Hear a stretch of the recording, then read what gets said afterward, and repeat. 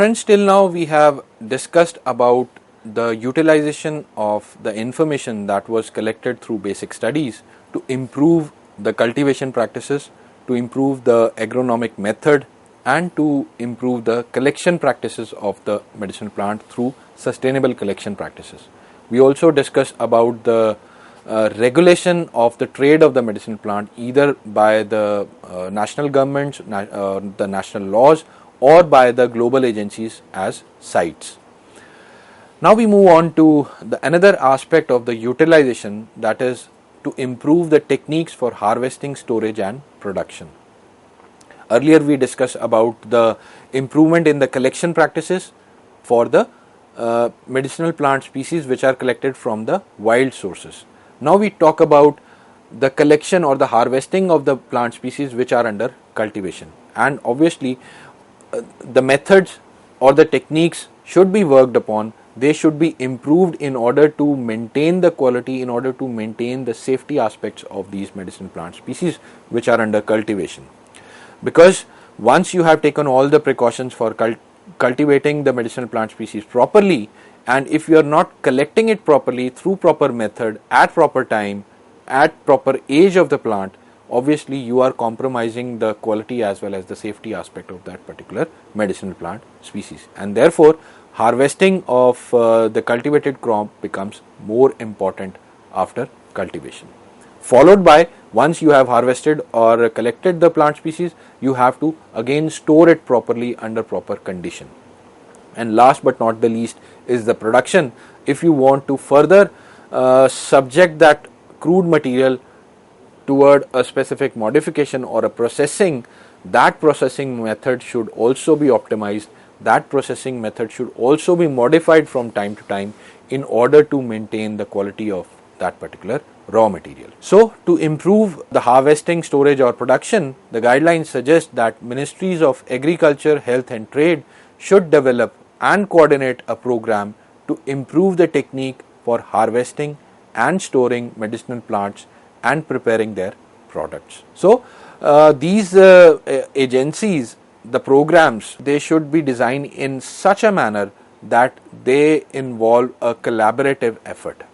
And this collaborative effort should be from pharmacognostical and pharmacological institutes or the horticultural organization, because these are the organizations, these are the institutes which are more equipped about the with the information on the harvesting technique of the particular medicinal plant, the effect, the biological effect on the effect of the improper harvesting technique on the biological effect, or regarding the proper method, tools that are being used for the harvesting of that particular medicinal plant species. So the collaborative offer should be the relevant people from this organization along with the representatives from the users. Say for example, industrial people who are involved in utilization of that particular plant part or the raw material that is being collected or harvested. So until and unless the end user or the representative from the industry are not educated enough regarding their proper collection or the harvesting practices, until and unless we do not perform such kind of programs, educational programs, then we will not be able to maintain the proper quality of that particular medicinal plant species.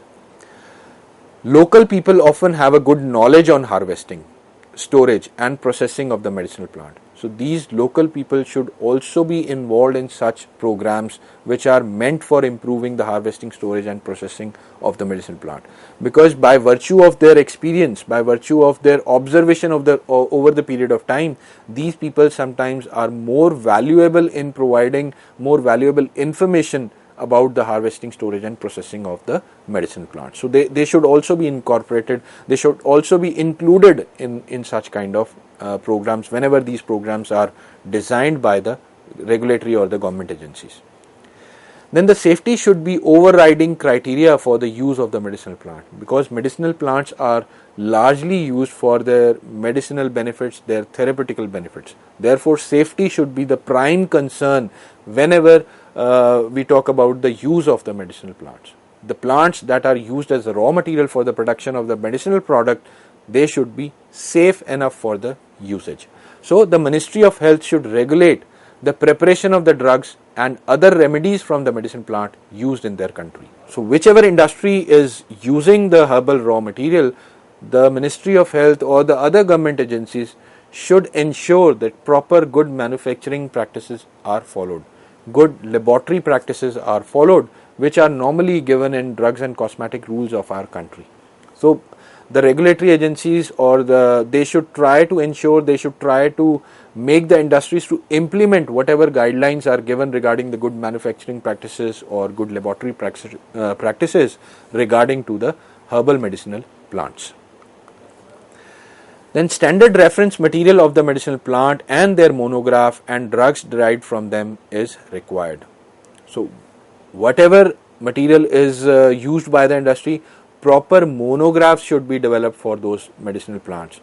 If a particular extract or a plant product is used by the industry, then the monograph of that particular product should also be prepared, because these monographs are made to I will say that these are basically made to have all the relevant information about the quality of the medicinal plant, about the standards that are used to evaluate the quality of the particular medicinal plant. They also include the information about the parameters that are required to assess the safety aspect of that particular medicinal plant. These monographs also provide you the values of those standards, and if a particular raw material does not conform with the values specified in the monograph, then industry has every right to reject that raw material. So more and more monographs should be developed of these medicinal plant species in order to provide the safety standards or the quality standards of these plants that are being utilized by the industry. WHO has prepared guidelines for assessment of herbal medicine, setting out the procedure for assessment of quality, safety and efficacy and the intended use. As I am talking about that, monographs should be prepared, and because these monographs include all the parameters that are used to assess the quality, safety of the medicinal plant, WHO has prepared separate guidelines for the quality control of the herbal medicines, wherein all the parameters have been enlisted, not only the parameters but how to assess those parameters, like ash values are there, extractive values are there, then refractive indices are there which are used to assess the quality of the medicinal plant species, chromatographic analysis are there, and so on and so forth. So all such guidelines, all such monographs should also be followed. Then appropriate governmental and non-governmental agencies should disseminate information on how to harvest, process and store medicinal plant. So whatever information is with the people, is with the competent people who are working, government agencies or private agencies, they should educate the people, they should educate the stakeholders in the herbal drug industry, whether they are commercial growers, whether they are traders, whether they are collectors or local health practitioners, which by themselves collect the medicinal plant, harvest the medicinal plant or process the medicinal plant. So these people should be educated regarding the proper harvesting techniques, proper processing technique, and more importantly proper storage conditions that are required by the medicinal plant. And as we know that all these parameters, whether harvesting is there, processing is there or storage is there, these parameters vary from plant species to plant species. Therefore all the stakeholders should be sensitized, should be educated enough about these parameters or about these conditions.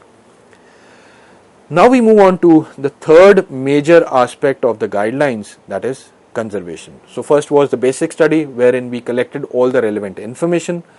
Second aspect was the utilization, where all the collected information was utilized, and third is to conserve, now to implement that information which was collected. Now we know that half of the world plants, they reside in the tropical moist forests, and such kind of forests are in particular danger because according to an estimate, approximately 17 million hectares of these forests are lost per annum because of the human developmental activities. And this is a very alarming rate at which the forests are being depleted. And in order to conserve the plant species which are growing in these forests, various conservational methods have been developed, and broadly these conservation methods have been categorized into in situ and ex situ methods. Now, in situ methods are those wherein we try to preserve a particular species growing in its natural habitat. So we try to preserve that particular species in its natural habitat, and for this a policy at national level on the conservation and utilization of the medicinal plant in the protected areas shall be prepared. So the agencies should develop certain protected areas, certain national parks, wherein we try to allow the medicinal plant species to grow naturally. And since these are the protected areas, the collection of that particular species or any other medicinal plant species which is growing on inside these protected areas is always controlled, is always regulated, and thereby we are allowing that species to grow naturally, we are allowing its population to flourish. Now, whenever such kind of policy regarding the national parks is designed, these policies should include the identifying which of the protected areas are most important for the medicinal plants, because there are certain geographical areas which are more suitable for medicinal plant species to grow in comparison to certain other areas. So the agencies should identify those areas where the medicinal plants grow or flourish more rapidly rather than the other areas, and such areas should be considered for the protected areas. Target and techniques for recording and monitoring the medicinal plant in the protected area should be designed, should be identified.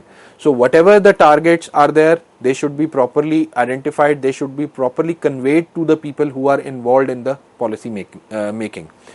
Proper techniques for recording and monitoring the population of the medicinal plant in those areas should be designed, and all these techniques should be clearly mentioned in those policy documents. Techniques and procedures for the collection of the medicinal plant within the protected area should also be very well specified in the policy documents, because as I told you that the collection of the medicinal plant growing in the protected area is highly regulated, it is highly controlled. Nobody can enter into protected area on its own and start collecting the medicinal plants. So the proper technique of collecting the medicinal plant, as we discussed, the sustainable collection practices and the procedure for the collection. So techniques and procedures, proper techniques and procedures should be specified in the policy documents for the collection of the medicinal plant species which are being allowed to be collected in that particular protected area. These policy documents should also include a legal mechanism to ensure that benefit reach to the local people. So if a particular trader is allowed to collect the medicinal plant species in the protected area, then whatever benefits are being gained by that trader, they should also get the benefit or a share of that benefit. The local people who are living in that protected area, they should also get the share of that benefit that is being gained by that trader. The policy should also include the training of the park managers about medicinal plant, including their uses. So the people who have to manage that park, they again should be equipped, they should be educated about the value of the medicinal plants, and not the medicinal value but their value in maintaining the biodiversity, in maintaining the ecological balance of that particular area, vis-a-vis along with their medicinal value. If the people who are involved in this work are not educated properly, then the goal will be defeated. And not only the park managers but the general public should also be educated about the medicinal plants in the protected area. The people who are living in that protected area, they should also be educated about the medicinal plant species, their importance, about the whether the medicinal value or the importance about the biodiversity aspect of those medicinal plants. The concerned department should assess the extent to which the protected areas system covers the medicinal plants of the country. It should then create a new protected areas and or extend existing ones to ensure that all medicinal plants of the country are conserved.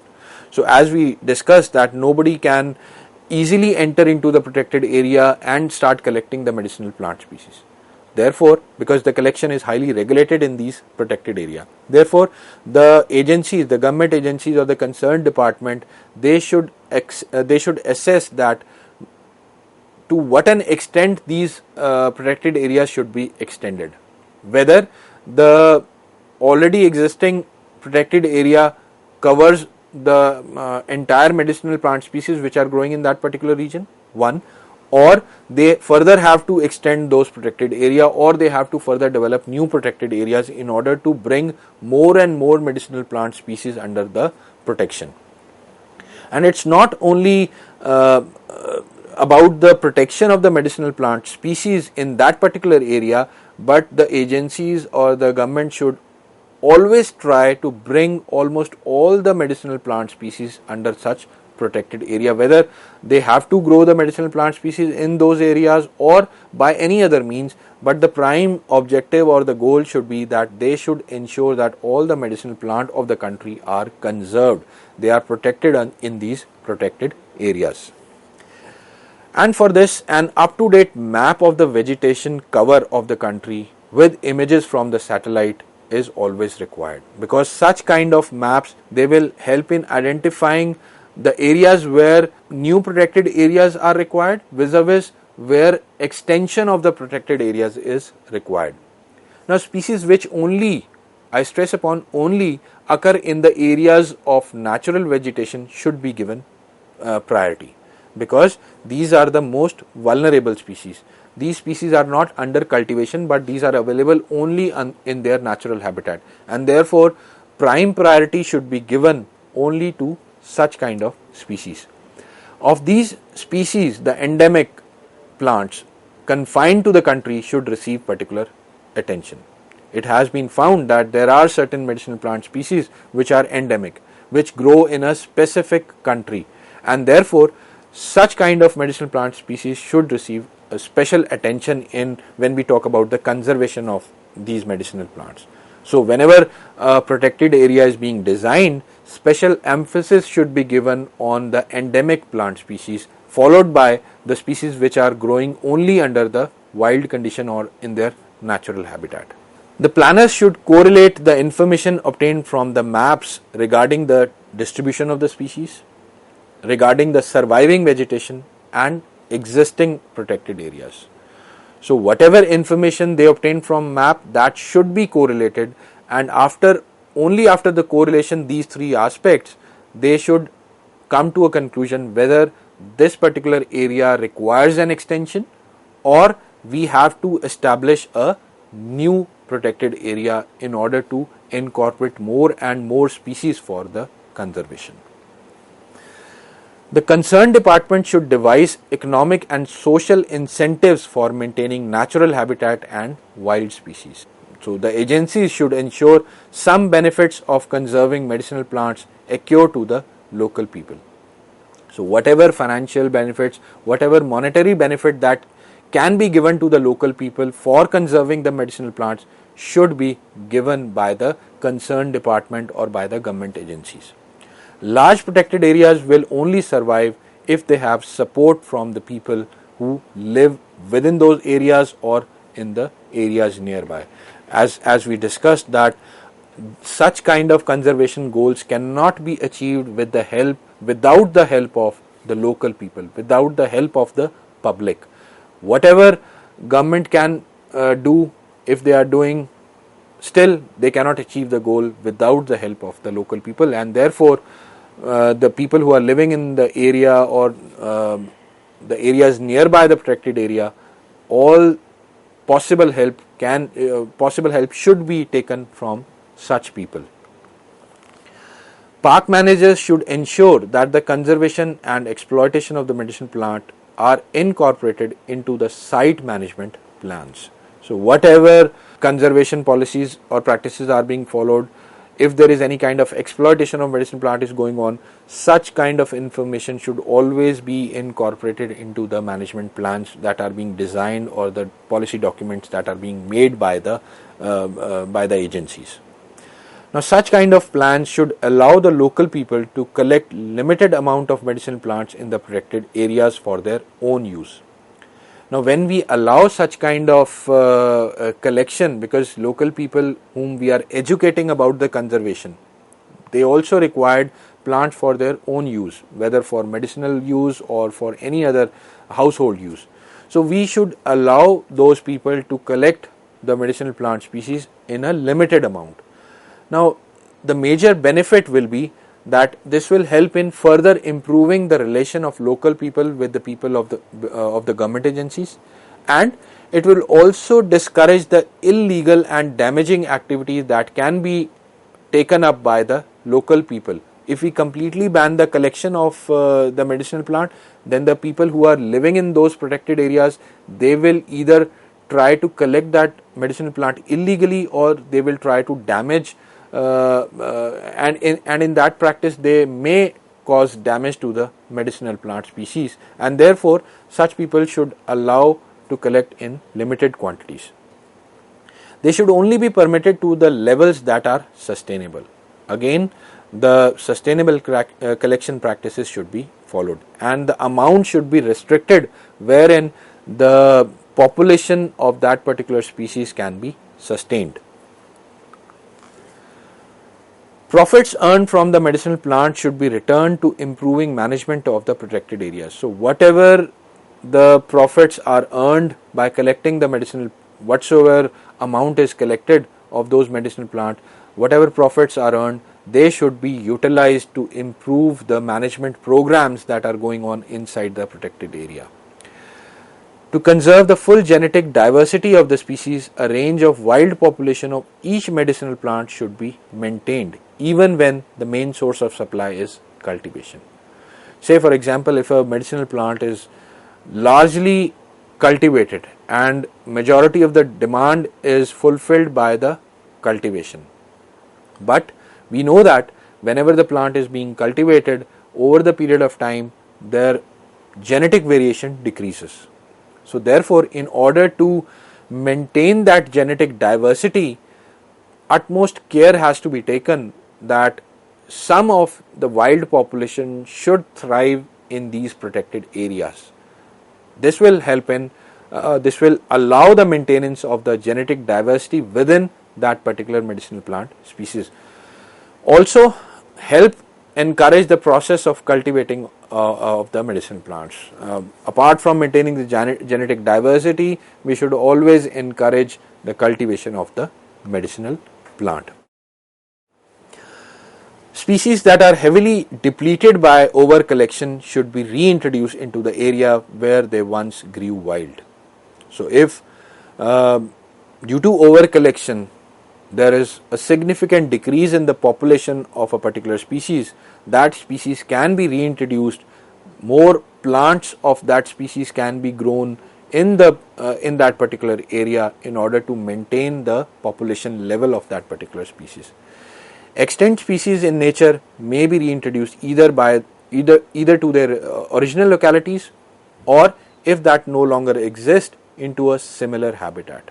And for such kind of practices, guidelines have been designed by the Botanic Gardens Conservation International and IUCN Species Survival Commission. So they have framed specified guidelines to how to introduce an extinct species into their original habitat, or if that habitat does not exist, similar kind of habitat can be used to reintroduce that species, and by using these guidelines. So friend, this was about the in situ conservation methods.